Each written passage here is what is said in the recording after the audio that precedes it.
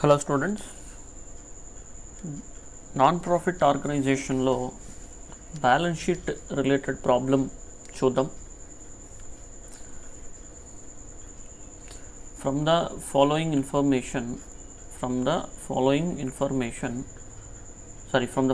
receipts and payments account of sports club for the year ended 31st March 2014 and additional information given, prepare an income and expenditure account for the year ended 31st March 2014 and balance sheet as on 31st March 2014. So ఇక్కడ మనకు income and expenditure account and దాంతోపాటు balance sheet prepare చేయమన్నారు. So ఇక్కడ మనకు receipts and payments account అనేటువంటి ఇవ్వడం జరిగింది. Receipts and payments account for the year ended 31st March 2014. So ఇక్కడ రిసీట్స్ అండ్ పేమెంట్స్, దీంతో పాటు కొంత అడిషనల్ ఇన్ఫర్మేషన్ కూడా మనకు ఉన్నాయి. సో ఈ అడిషనల్ ఇన్ఫర్మేషన్ మనకి ఏమున్నాయంటే ఒకసారి చూడండి. అసెట్స్ అండ్ లయబిలిటీస్ అని ఇచ్చాడు యాజ్ ఆన్ 31/3/2013 అండ్ 31/3/2014. సో ఇవి యాక్చువల్గా ఏంటంటే ఓపెనింగ్ అన్నమాట. సో ఓపెనింగ్ బ్యాలెన్సెస్, ఇది మనకేమవుతుందంటే క్లోజింగ్ బ్యాలెన్స్. సో గుర్తుపెట్టుకోండి. సో ఇది ఓపెనింగ్ బ్యాలెన్స్, ఇంకొకటి క్లోజింగ్ బ్యాలెన్స్. ఎలాగా అంటే ఇక్కడ రెండు కూడా మార్చే ఉంది, బట్ కానీ ఇది 13 ఉంది, ఇది 14 ఉంది. అంటే దాని అర్థం ఏంటంటే 13th అనేటువంటిది ప్రీవియస్. సో కాబట్టి ప్రీవియస్ ఇయర్ క్లోజింగ్ కరెంట్ ఇయర్కు ఓపెనింగ్ అవుతుంది. Okay, right.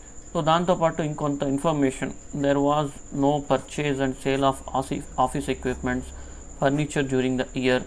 So legacies receipts shall be capitalized. So investments are made in securities, rate of interest being 9%, the date of investments. ఇలా మనకు కొంత డేటా అనేటువంటి ఉంది. So కొద్దిగా కేర్ఫుల్గా మనం ప్రాబ్లం చేద్దాం. సో కొద్దిగా పేషెన్సీగా ప్రాబ్లము వినండి, ఎందుకంటే మనకి ఇక్కడ ప్రాబ్లం పెద్దది అండ్ సొల్యూషన్ కూడా కొద్దిగా టైం టేకన్. సో కొద్దిగా జాగ్రత్తగా వినండి. Okay, right. సో మనకు income and expenditure account of sports club for the year ending 31st March 2014. Right. So ముందుగా మనం ఏం చేయాలి అని అంటే ఇక్కడ ఉన్నటువంటి డేటాను తీసుకొని రిసీట్స్ అండ్ పేమెంట్స్ అకౌంట్ దగ్గర స్టార్ మార్క్స్ పెట్టుకోండి. సో స్టార్ మార్క్స్ పెట్టుకుంటే మనకు అడిషనల్ ఇన్ఫర్మేషన్ ఉంది అని మనకు ఒక హింట్ అనేటువంటి దొరుకుతుంది అనమాట. అప్పుడు మనం ఈ అడ్జస్ట్మెంట్స్ అనేటువంటిది మిస్ కాకుండా మనం చేయడానికి స్కోప్ ఉంటుంది. సో అది గుర్తుపెట్టుకోండి. సో ఇప్పుడు ఇక్కడ ఫస్ట్ వన్ సబ్స్క్రిప్షన్స్ దగ్గర ఒక స్టార్ మార్క్. ఆఫీస్ ఎక్విప్మెంట్స్ ఇక్కడ ఏమన్నా ఉన్నాయా చెక్ చేద్దాం.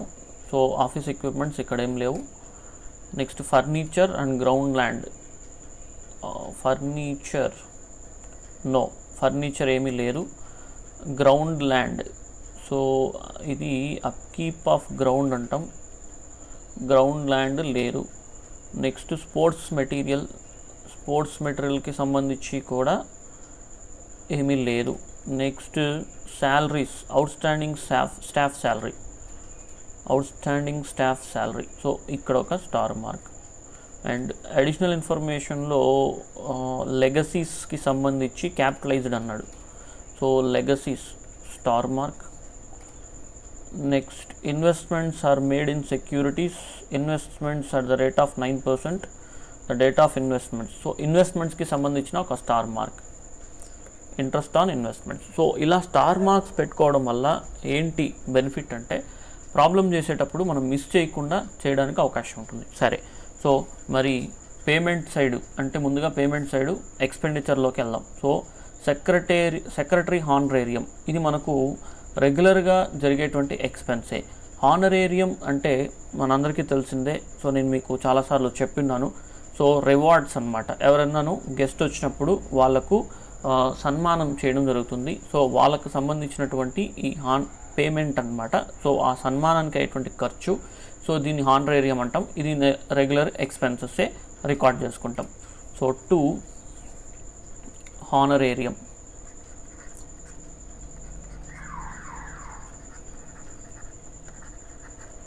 $1,25,000. Next staff salary. స్టాఫ్ శాలరీకి సంబంధించి ఇక్కడ 4,10,000 ఉంది. అండ్ మనకు స్టాఫ్ శాలరీ అవుట్ స్టాండింగ్ ఉంది. So outstanding staff salary ఉంది. So 40,000 to 50,000. అవుట్ స్టాండింగ్స్ అనేటువంటిది క్లోజింగ్ ఏదైతే ఉంటుందో ఇది ప్లస్ చేయాలి, ఇది మైనస్ చేయాలి. సో ఎందుకంటే ఇది కరెంట్ ఇయర్కి సంబంధించినటువంటి అవుట్ స్టాండింగ్, క్లోజింగ్ అనేటువంటిది కరెంట్ ఇయర్కి సంబంధించినటువంటి అవుట్ స్టాండింగ్, అందువల్ల కరెంట్ ఇయర్ది యాడ్ చేసుకుంటాం. ఇది ప్రీవియస్ ఇయర్కి సంబంధించింది, అందువల్ల దాన్ని మైనస్ చేసుకుంటాం. Okay, right. So staff salary మనకు 4,10,000 ఉంది. 2 స్టాఫ్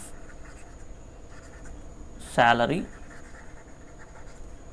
అందులో 4,10,000 plus 50,000 minus 40,000.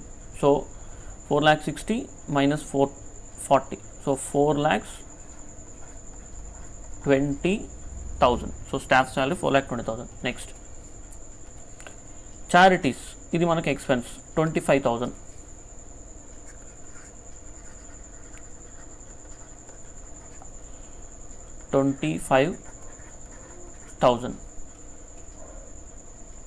Next, printing and stationery 15,000.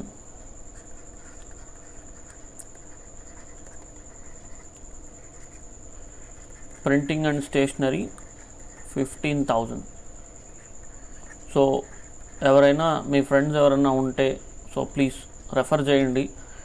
Accountancy classes ఎవరికైనా కావాలి అంటే ఓకే, మనం బెటర్ సర్వీసెస్ అనేటువంటి నామినల్ ఫీజు అంటే తక్కువ రీజనబుల్ ఫీజుతో బెటర్ సర్వీసెస్ ప్రొవైడ్ చేస్తాము. సో దయచేసి వీడియో క్లాసెస్ కావాలన్నా ప్రొవైడ్ చేయడం జరుగుతుంది, ఫిజికల్ క్లాసెస్ అయినా కూడా ప్రొవైడ్ చేయడం జరుగుతుంది. Okay, right, thank you. మర్చిపోవద్దండి. Next, postage and expenses 1,500 to postage 1,500. Next, rates and taxes 8,500 to rates and taxes 8,500. Next, upkeep of ground అంటే దాని అర్థం ఏంటంటే గ్రౌండ్ని మెయింటైన్ చేయడం అనుకోండి. To upkeep of ground, upkeep of ground. So value వచ్చి 65,000. Next, purchase of sports material 2,10,000. Sports మెటీరియల్కి సంబంధించి మనకు అడ్జస్ట్మెంట్ ఉంది. సో ఇది అసెట్. యాక్చువల్గా ఈ అసెట్స్ని డైరెక్ట్గా రికార్డ్ చేయకూడదు, బట్ దీని యొక్క కన్జంప్షన్ వాల్యూ ఏదైతే ఉంటుందో దాన్ని రికార్డ్ చేసుకోవచ్చు. సో చేద్దాం. ఇంకొక ఎక్స్పెన్సెస్ రాసేద్దాం. మిస్లేనియస్ ఎక్స్పెన్సెస్ ఉంది, అది కంప్లీట్ చేసేద్దాం. టు మిస్లేనియస్ ఎక్స్పెన్స్ వాల్యూ వచ్చి 55,850. 55,850. Now sports material used. So sports material used to sports material used. ఇది ఎలా తీసుకోవాలంటే opening value plus purchase value minus closing value. So ఇక్కడ మనకు ఓపెనింగ్ వాల్యూ ఉంది, క్లోజింగ్ వాల్యూ ఉంది, పర్చేజ్ వాల్యూ ఉంది. So opening value plus purchase value minus closing value. ఇలా చేయడం వల్ల మనకేంటంటే దీనిపైన కన్జంప్షన్ వాల్యూ రావడం జరుగుతుంది. కొన్ని సందర్భాల్లో సేల్స్ ఉంటుంది, కొన్ని సందర్భాల్లో డిప్రిసియేషన్ డైరెక్ట్గా ఇస్తాడు. అవి కూడా కొద్దిగా జాగ్రత్తగా మనం చూసుకోవాలి. కానీ ఇక్కడ ఈ స్పోర్ట్స్ మెటీరియల్స్ అనేటువంటి వీళ్ళకి రెగ్యులర్గా వాడేటువంటి మెటీరియల్ అనమాట. సో ఎందుకంటే ఈ స్పోర్ట్స్ క్లబ్ కాబట్టి రెగ్యులర్గా యూస్ చేసేటువంటి, అందువల్ల దీన్ని మనం కన్జ్యూమ్డ్ వాల్యూగా కన్సిడర్ చేయాలి. కన్జ్యూమ్డ్ వాల్యూ ఎలా వస్తుంది అని అంటే opening plus purchase minus closing. So చేస్తే మనకు కన్జ్యూమ్డ్ వాల్యూ వస్తుంది. సో ఇక్కడ పర్చేజ్ వాల్యూ ఎంత ఉందంటే 2,10,000 ఉంది. సో సింపుల్, ఓపెనింగ్ వాల్యూ మనకు 20,000. సో ఓపెనింగ్ వాల్యూ వచ్చి 20,000 ప్లస్ పర్చేజ్ వాల్యూ వచ్చి 2,10,000 మైనస్ క్లోజింగ్ వాల్యూ 27,000. సో ఇలా చేయడం వల్ల మనకు వచ్చే వాల్యూ 2,03,000. 2,03,000. నెక్స్ట్ ఇక ఇన్కమ్ సైడ్లోకి వెళ్దాం. అడిషనల్ ఇన్ఫర్మేషన్లో తర్వాత తీసుకుందాం. అడిషనల్ ఇన్ఫర్మేషన్ జోలికి ఇన్కమ్ సైడ్లో 1 by 1 ఒకసారి చెక్ చేసేద్దాం. Income side opening balance receipt side నుంచి ఇన్కమ్ సైడ్గా తీసుకుంటాం. సో క్యాష్, బ్యాంక్ అవసరం లేదు. Next subscriptions. సో 4,30,000. దీనికి రిలేటెడ్ అడ్జస్ట్మెంట్స్ 2 ఉన్నాయి. సో జాగ్రత్తగా చేద్దాం. సో బై సబ్స్క్రిప్షన్స్, ఇది as per receipts and payments account. So ఎంత అంటే 4,30,000. 4,30,000. దీంట్లో కరెంట్ ఇయర్ అవుట్స్టాండింగ్ రిసీవబుల్స్ లేదా అవుట్స్టాండింగ్ సబ్స్క్రిప్షన్స్. ఇది అవుట్స్టాండింగ్ సబ్స్క్రిప్షన్స్ అంటే దీన్ని రిసీవబుల్ అంటాం, గుర్తుపెట్టుకోండి. సో కరెంట్ ఇయర్ది యాడ్ చేసుకోవాలి. ఇది ప్లస్, ఇది minus. Received in advance opening plus చేయాలి, క్లోజింగ్ మైనస్ చేయాలి. ఆల్రెడీ మనం ప్రీవియస్ వీడియోస్లో చూసాం. కారణం ఏంటి అంటే మనకు ఈ క్లోజింగ్ సబ్స్క్రిప్షన్స్ ఏదైతే ఉంటుందో, అంటే రిసీవబుల్స్ ఏదైతే ఉంటుందో అది కరెంట్ ఇయర్కి సంబంధించింది. సో ఇయర్ ఎండింగ్లో ఎంత అమౌంట్ రిసీవ్ చేసుకోవాలని చెప్పి జనరేట్ చేస్తాం. సో కాబట్టి ఇది ప్లస్ చేసుకుంటాం. ఇది ఈ ఓపెనింగ్ ఏదైతే ఉందో ప్రీవియస్ ఇయర్లో మనకి ఏదైతే ప్రీవియస్ ఇయర్ ఎండింగ్లో ఏదైతే రిసీవబుల్స్ ఉన్నాయో అది మనకి ఇక్కడ ఓపెనింగ్ కిందకు వస్తుంది. అందువల్ల ఇది ప్రీవియస్ ఇయర్కి సంబంధించినటువంటి డేటా, ఇది కరెంట్ ఇయర్కి సంబంధించినటువంటి డేటా. సో కరెంట్ ఇయర్ది మాత్రమే మనం ఈ ఇన్కమ్ అండ్ ఎక్స్పెండిచర్ అకౌంట్లో తీసుకోవాలి కాబట్టి దీన్ని ప్లస్ చేస్తాం, దీన్ని మైనస్ చేస్తాం. ఇక్కడ ఆపోజిట్ డైరెక్షన్. ఎందుకంటే 31/3/2013లో ఇన్ అడ్వాన్స్గా వచ్చింది అమౌంట్. అంటే అడ్వాన్స్గా వచ్చిందంటే ఇది ఏ ఇయర్కి సంబంధించింది? నెక్స్ట్ ఇయర్కి సంబంధించింది. అంటే 2013-2014కి సంబంధించినటువంటి వాల్యూ. అందువల్ల ఇక్కడ ఓపెనింగ్ వాల్యూ ఏమవుతుందంటే కరెంట్ ఇయర్ది అవుతుంది. సో ఇది కరెంట్ ఇయర్ది అవుతుంది, ఇది ప్రీవియస్ ఇయర్ నెక్స్ట్ ఇయర్ది అవుతుంది, నాట్ ప్రీవియస్ ఇయర్, నెక్స్ట్ ఇయర్ది అవుతుంది. సో కాబట్టి కరెంట్ ఇయర్ది ప్లస్ చేయాలి, నెక్స్ట్ ఇయర్ది మైనస్ చేయాలి. సో ఇన్కమ్ అండ్ ఎక్స్పెండిచర్ అకౌంట్లో అంతా కూడా కరెంట్ ఇయర్ది ప్లస్, ప్రీవియస్ ఇయర్, నెక్స్ట్ ఇయర్ది మైనస్. సో ఇది జాగ్రత్తగా చూసుకోవాలి. సో కాబట్టి ఫస్ట్ 85,600 ప్లస్ చేసుకుందాం. Outstanding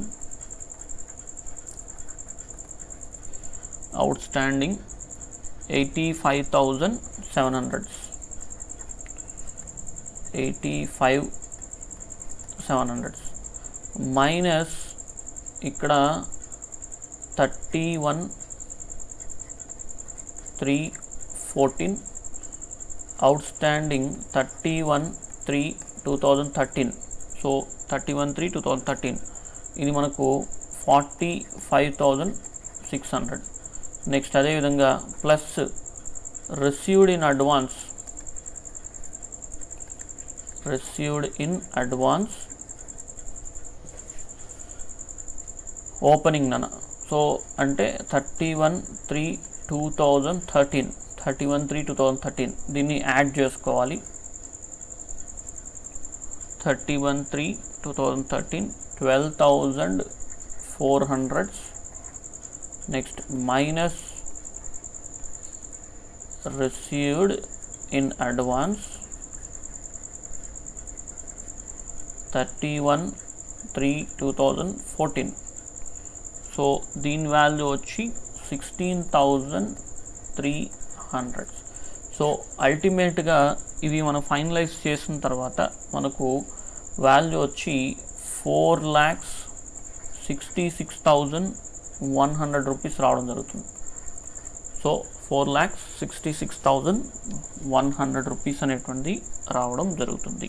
okay, right, wait. So ఒక్కసారి చెక్ చేసేద్దాం. 4,30,000 plus 85,700 plus 12,400. Sorry, 30,000 plus 85,700 plus 12,400 plus minus 45,600 minus 16,300. Right, 100 variation ఉంది. 12,400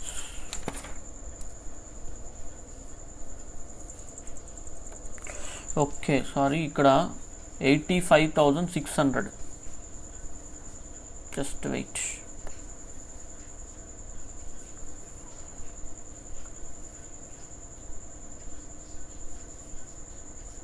సో ఇది 85,600, సారీ, 85,600. సో 4,66,100. రైట్, నెక్స్ట్ కొద్దిగా పేషెన్సీగా వినండి, ఎందుకంటే పెద్ద problem, it will take time. Next మనకు sale of old newspaper. So sale of old newspaper రెగ్యులర్గా వచ్చేటువంటి by sale of old newspaper. So value వచ్చి 3,500. 3,500. నెక్స్ట్ లెగసీస్ ఇక్కడ star mark ఉంది. ఏం చెప్పాడంటే లెగసీస్కి మనకు legacies receipts shall be capitalized అంటే బ్యాలెన్స్ షీట్కి తీసుకోవాలి. Next interest on investments star mark ఉంది. ఇంట్రెస్ట్ ఆన్ ఇన్వెస్ట్మెంట్స్ ఇక్కడ ఏం చెప్తున్నాడు చూద్దాం. Interest on investments made in securities at the rate of interest 9% per annum. Date of investment was 1st July 2012. The amount invested was 3 lakhs. అంటే 3 lakhs investment చేయడం జరిగింది. దాని యొక్క రేట్ ఆఫ్ ఇంట్రెస్ట్ వచ్చి 9%. సో ఎప్పుడు ఇన్వెస్ట్ చేశాడంటే జూలైలో. అంటే జూలై 2012 ఇచ్చాడు, గమనించాలి మీరు. 2012లో ఇక్కడ ఇన్వెస్ట్మెంట్ చేయడం జరిగింది. కన్ఫ్యూజన్ కోసం ఇలా ఇవ్వడం జరుగుతుంది. మనం ఏమనుకుంటాం, జూలై కదా, మంత్స్ క్యాలిక్యులేట్ చేస్తాం గబగబగబాని, టకటకాని మంత్స్ క్యాలిక్యులేట్ చేస్తాం. పొరపాటు పడద్దండి. 2012లో ఇన్వెస్ట్ చేయడం జరిగింది. సో కంప్లీట్గా 13-14లో పూర్తిగా 1 year పాటు ఉంది నన్ను అక్కడ. సో కాబట్టి ఇప్పుడు ఇక్కడ దీనికి వచ్చేటువంటి ఇంట్రెస్ట్ అమౌంట్ ఎంత అంటే 27,000 రావాలి. 27,000 రావాలి. సో కానీ మనకి ఇక్కడ ఎంత ఇచ్చాడు, 25,000 ఇచ్చాడు. అంటే ఇంకా రాసుకోవాల్సిన 2,000 outstanding accrued. So by interest on investments 25,000 plus accrued 2,000 plus accrued 2,000, total 27,000.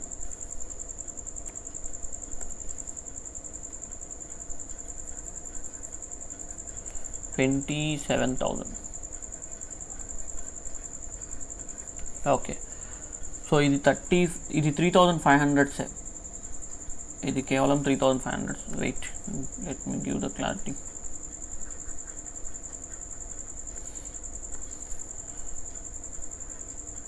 Okay, right. Next one,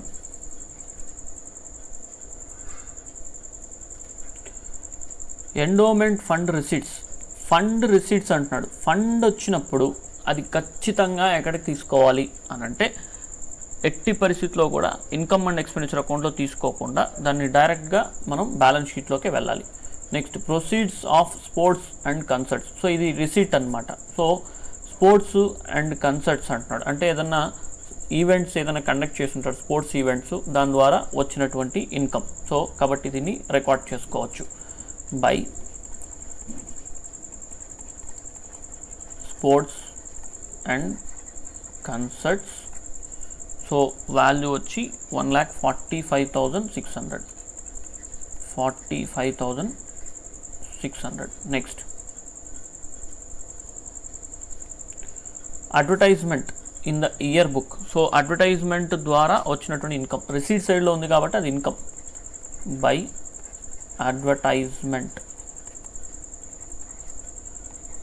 advertisement. So value వచ్చి 1,15,400. 1,15,400. సో నెక్స్ట్ ఇక్కడ రిసీట్ సైడ్లో పేమెంట్ సైడ్లో కంప్లీట్గా అయిపోయింది. సో పూర్తిగా రాసేసినాము. ఇప్పుడు ఒక్కసారి వీటిని చెక్ చేద్దాం. సో ఇక్కడ సబ్స్క్రిప్షన్స్ ఫినిష్ చేసాం, subscriptions completed, sports material completed, office okay, staff salary completed. ఇప్పుడు ఈ మూడు ఉన్నాయి. ఈ మూడుకి సంబంధించి ఇక్కడ చూడండి, ఇది ఓపెనింగ్, ఇది క్లోజింగ్. సో ఓపెనింగ్ 80,000 ఉంది, క్లోజింగ్ ఎంత ఉంది 68,000 ఉంది. సో ఓపెనింగ్ వచ్చి 80,000 ఉంది, క్లోజింగ్ వచ్చి 68,000 ఉంది. అంటే 12,000 రూపీస్ మనకేమవుతుంది అని అంటే డిప్రిసియేషన్ అవుతుంది. సో 12,000 రూపీస్ ఏమవుతుందంటే డిప్రిసియేషన్ అవుతుంది. రికార్డ్ చేద్దాం.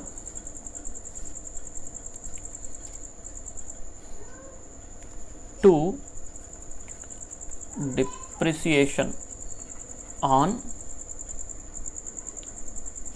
depreciation on furniture, equipments, office equipment.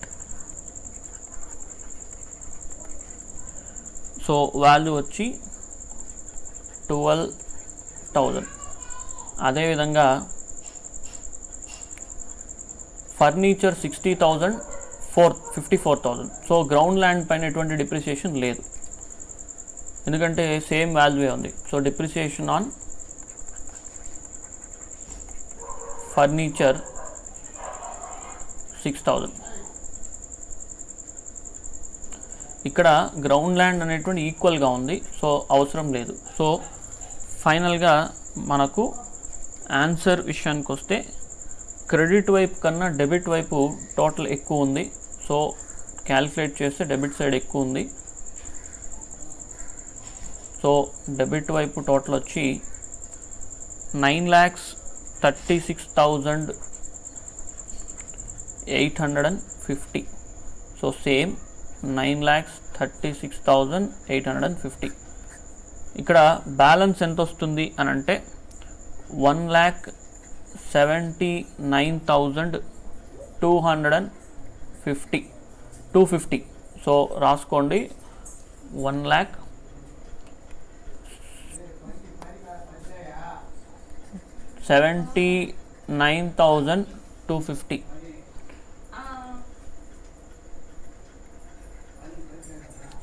1,79,250. ఇక్కడ లాస్ట్లో రావట్లేదు, ఇది డెఫిషిట్ అవుతుంది by deficit. Okay, right. So next మనం బ్యాలెన్స్ షీట్లోకి వెళ్దాం. So just a minute please.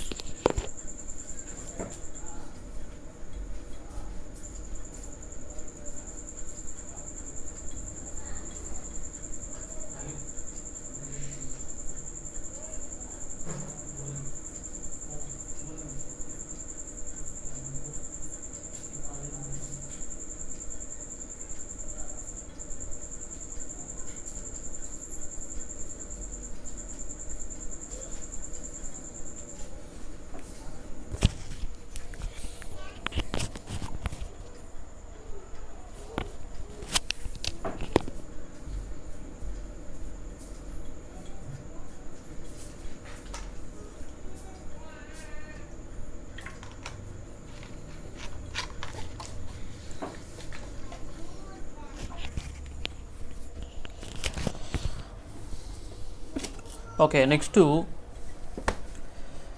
Balance sheet prepare చేద్దాం.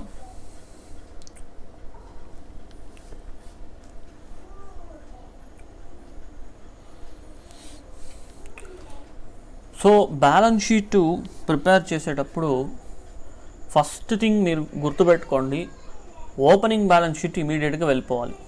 ఓపెనింగ్ బ్యాలెన్స్ షీట్కి వెళ్ళిపోండి. ఓపెనింగ్ బ్యాలెన్స్ షీట్ వచ్చేసి మనకు ఓపెనింగ్ బ్యాలెన్సెస్తో స్టార్ట్ చేయాలి. ఓపెనింగ్ బ్యాలెన్స్ షీట్ వచ్చి ఓపెనింగ్ బ్యాలెన్సెస్ని తీసుకుందాం. సో ఇక్కడ రిసీట్స్ అండ్ పేమెంట్స్ అకౌంట్లో క్యాష్ బ్యాంక్ ఏదైతే ఉందో ఇది మనకు ఓపెనింగ్ బ్యాలెన్స్ ఇక్కడే ఉంది. సో డెబిట్ వైపు ఉన్నటువంటిది ఓపెనింగ్ బ్యాలెన్స్ అవుతుంది, క్రెడిట్ వైపు ఉన్నటువంటి క్లోజింగ్ బ్యాలెన్స్ అవుతుంది. గుర్తుపెట్టుకోండి, ఇది క్లోజింగ్ బ్యాలెన్స్ షీట్లో రాయాలి, ఇది ఓపెనింగ్ బ్యాలెన్స్ షీట్లో రాయాలి. Okay, right. సో ఇక్కడ నేను క్లోజింగ్ బ్యాలెన్స్ షీట్ తీసుకుంటున్నా. Balance sheet of sports club, ఇది balance sheet of sports club as on 31/3/2014, ఇది క్లోజింగ్ బ్యాలెన్స్ షీట్. ఇంకొకటి, so balance sheet of sports club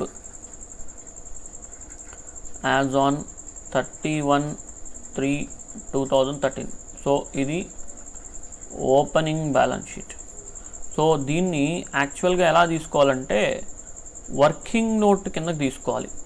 so ఈ ఓపెనింగ్ బ్యాలెన్స్ షీట్ ఏదైతే ఉందో అది వర్కింగ్ నోట్గా రికార్డ్ చేసుకోండి. ఓకే, వర్కింగ్ నోట్గా రికార్డ్ చేసుకోండి, రైట్. సో ముందుగా క్యాష్ బ్యాలెన్సు మనకు 18,600. Next bank balance, so cash balance, bank balance, so ఇక్కడ ఉన్నటువంటిదే క్యాష్ బ్యాంక్ 18,600, 55,450, 55,450.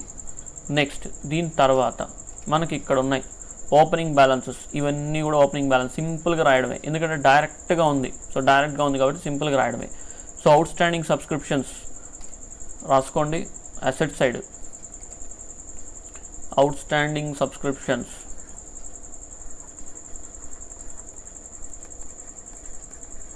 సో ఎంత అంటే 45,600. Next received in advance, subscriptions received in advance, ఇది liability 12,400. Subscriptions received in advance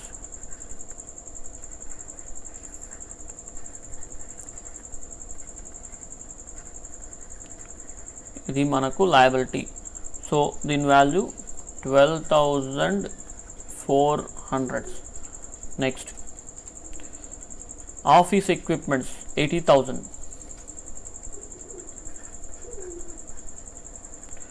office equipment 80,000. Next furniture 60,000.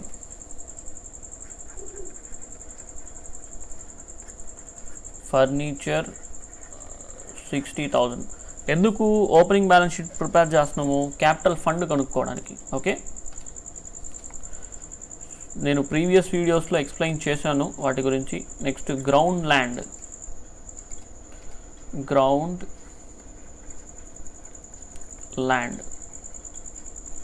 5 lakhs. Next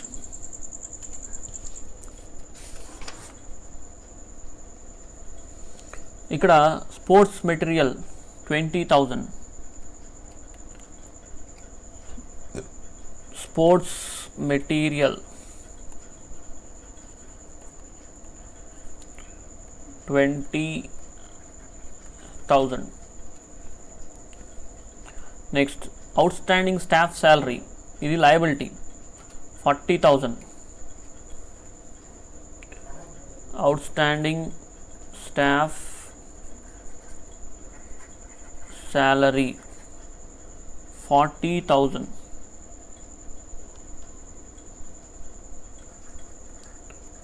40,000. So ఇక్కడికి మనకు డైరెక్ట్గా ఉన్నటువంటివన్నీ complete చేసుకున్నాం. So ఇందులో ఇంకొక పాయింట్ ఉంది, ఇక్కడ జాగ్రత్త పడాలన్న. ఇక్కడ అయిపోయింది కదా, ఈ వాల్యూస్ మనం కంప్లీట్ చేసేసినాం కదా అని చెప్పి వదిలేస్తే పొరపాటే. సో ఇక్కడికి ఇవన్నీ రాసుకుంటూ వచ్చేసాం కదా అని చెప్పి దీన్ని వదిలేస్తే పొరపాటే. ఇందులో ఇంకా ఉంది, ఏంటి అని అంటే ఇక్కడ చూడండి, investments are made in securities at the rate of interest being 9% per annum. The date of investments was July 2012. అంటే జూలై 2012 నుంచి ఈ ఇన్వెస్ట్మెంట్ వాల్యూ 3 lakhs రూపీస్ అది కంటిన్యూ అవుతూ ఉంది. సో కాబట్టి ఇప్పుడు ఈ 3 lakhs అనేటువంటి ఏదైతే ఉందో ఇది కూడా మనకు ఓపెనింగ్ బ్యాలెన్స్ షీట్లో రావాలి. ఎందుకు ఓపెనింగ్ బ్యాలెన్స్ షీట్ అంటే ఫస్ట్ జూలై 2012 నుంచి మనకు 31 మార్చ్ 2013కి వాల్యూ ఉంటుంది. అండ్ దాంతోపాటు 31/3/2014లో కూడా ఈ వాల్యూ ఉంటుంది. సో ఇక్కడ ఓపెనింగ్ బ్యాలెన్స్ షీట్లో కూడా ఆ వాల్యూ రికార్డ్ చేయాలి. సో ఇన్వెస్ట్మెంట్స్ ఇలాంటివే మనకు ఈ ఎన్పిఓస్ చేసేటప్పుడు కొద్దిగా కేర్ఫుల్గా ఉండాలి. ఇలా మిస్ చేసామనుకోండి ప్రాబ్లమే పోతుంది. So 3 lakhs. రైట్, నా ఒక్కసారి చెక్ చేద్దాం ఇంకేమైనా పెండింగ్ ఉందేమో. So office, sales equipments, furniture, legacies capitalised అది క్లోజింగ్ బ్యాలెన్స్ షీట్లో తీసుకోవాలి. Investments okay completed. సో నా టోటల్ చేద్దాం. సో వీటికి సంబంధించినటువంటి టోటల్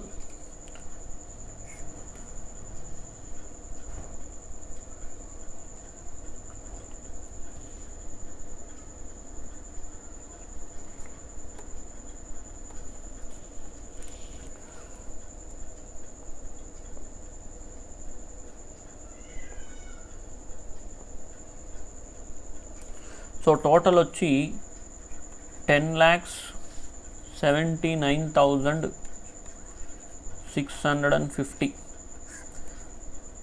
ఇక్కడ కూడా సేమ్ వాల్యూ 10,79,650. ఇప్పుడు మనం ఈ 10,79,650లో నుంచి ఈ రెండు వాల్యూస్ అంటే 52,400 మైనస్ చేయాలి. అలా మైనస్ చేస్తే మనకు 10,27,250 రూపీస్ రావడం జరుగుతుంది. 10,27,250 వస్తుంది. ఇది బ్యాలెన్సింగ్ ఫిగర్ అంటే క్యాపిటల్ ఫండ్. దీన్ని మనం క్యాపిటల్ ఫండ్ అని పిలుస్తాం. ఇది మనకు బ్యాలెన్సింగ్ ఫిగర్. ఓకే, సో ఇది మనకు opening capital fund. This is opening capital fund, ఎందుకంటే ఓపెనింగ్ బ్యాలెన్స్ షీట్ ప్రిపేర్ చేసాం కాబట్టి. ఇప్పుడు దీన్ని బేస్ చేసుకొని మనం క్లోజింగ్ బ్యాలెన్స్ షీట్ ప్రిపేర్ చేయాలి. ఎప్పుడైనా గుర్తుపెట్టుకోండి, క్లోజింగ్ బ్యాలెన్స్ షీట్ ప్రిపేర్ చేయడానికి ఓపెనింగ్ బ్యాలెన్స్ షీట్ని ఆధారంగా తీసుకొని 1 by 1 రికార్డ్ చేసుకుంటూ రావాలి. జాగ్రత్తగా అయినండి. ఓకే, సో నేను ముందుగా అసెట్ సైడ్లో ఉన్నటువంటి తీసుకుంటున్నాను. ఇప్పుడు మోస్ట్లీ ఇక్కడ ఏ అసెట్స్ అయితే మనం రాసున్నామో గుర్తుపెట్టుకోండి. ఇక్కడ ఏ అసెట్స్ అయితే cash, bank, out standing subscriptions, office equipments, furniture ఇవి ఏదైతే రాస్తున్నామో అవి ఖచ్చితంగా లేదా 99% మనకు క్లోజింగ్ బ్యాలెన్స్ షీట్లో వస్తుంది. Okay right. So first cash and bank. So cash, bank balance ఎక్కడ ఉంటాయంటే ఇక్కడ క్లోజింగ్ బ్యాలెన్సెస్ ఈ రెండు తీసుకోవాలి. ఓకే,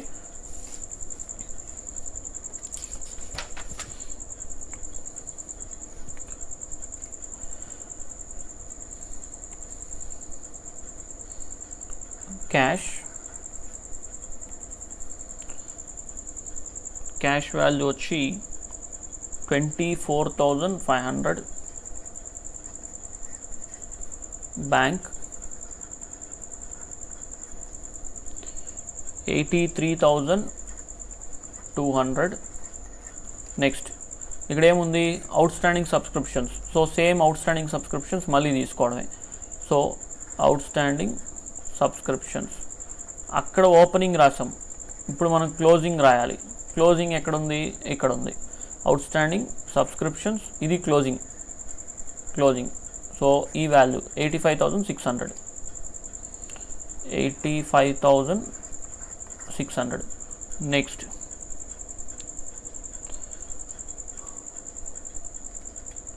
ఇక్కడ ఆఫీస్ ఎక్విప్మెంట్స్ ఇది 80,000 ఉంది. మనకు క్లోజింగ్ వాల్యూ ఎంత ఇచ్చాడో చూద్దాం. Office equipments closing value 68,000, furniture 54,000, ground land 5 lakhs. Okay, office equipment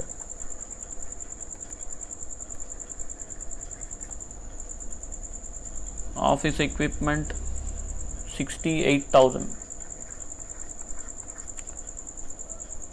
furniture 54,000, ground land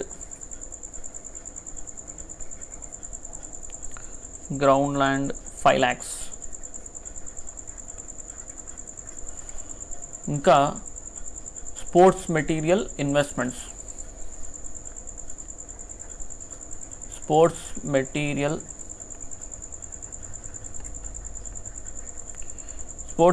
మనకు క్లోజింగ్ 27,000. అదేవిధంగా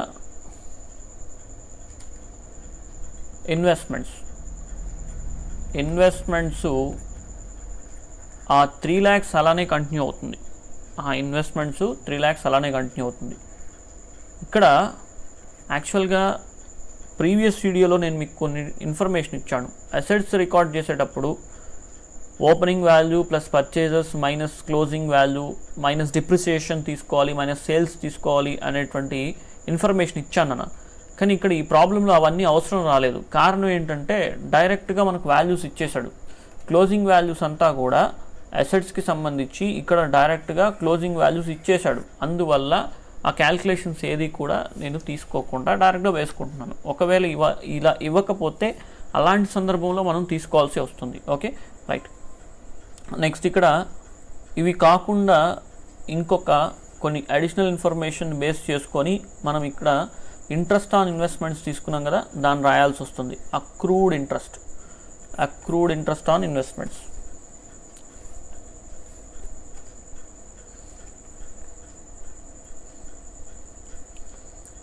అక్రూడ్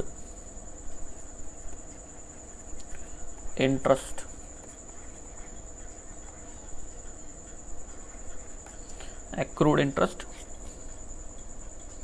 వాల్యూ వచ్చి 2,000. Next come to the liabilities side. So లయబిలిటీస్లో subscriptions received in advance. First received in advance. So మనకు closing value 16,300 ఉంది. తర్వాత outstanding salaries,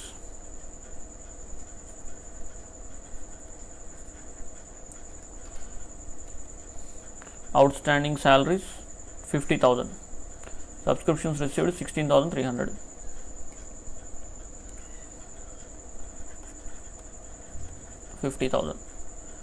next legacies receipt side చూద్దాం. ఇక్కడ ఒకటి లెగసీసు, ఎండోమెంట్ ఫండ్ రిసీట్స్, ఈ రెండు మనకు బ్యాలెన్స్ షీట్ వాల్యూస్. ఈ రెండు బ్యాలెన్స్ షీటే. అండ్ ఇక్కడ కూడా ఒక స్పోర్ట్స్ మెటీరియల్ బ్యాలెన్స్ షీట్కి రావాలి, బట్ మనకు ఫైనలైజ్డ్గా ఆన్సర్ ఇచ్చేసాడు వాడే. అంటే క్లోజింగ్ వాల్యూ ఇవ్వడం వల్ల దీన్ని మనం తీసుకోలేదు, కన్సిడర్ చేయకుండా అక్కడ తీసుకున్నాం, నేరుగా క్లోజింగ్ వాల్యూని తీసేసుకున్నాం. So legacies and legacies. So legacies విషయానికి వస్తే 80,000. Next endowment fund.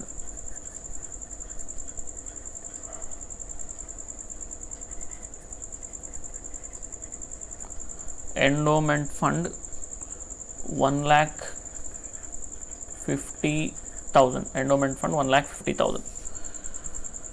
నెక్స్ట్ ఫైనల్గా capital fund. So capital fund మనకు ఓపెనింగ్ బ్యాలెన్స్ షీట్లో 10,27,250 రూపీస్ దాన్ని తీసుకోండి.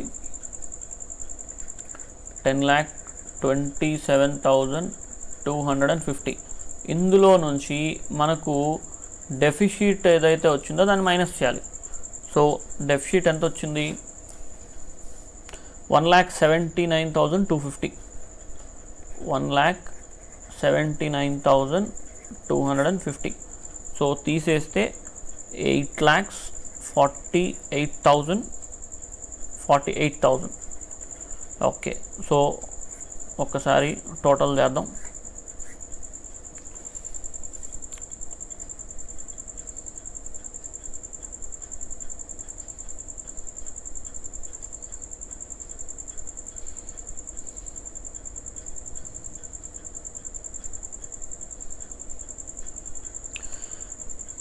Okay, total 11,44,300.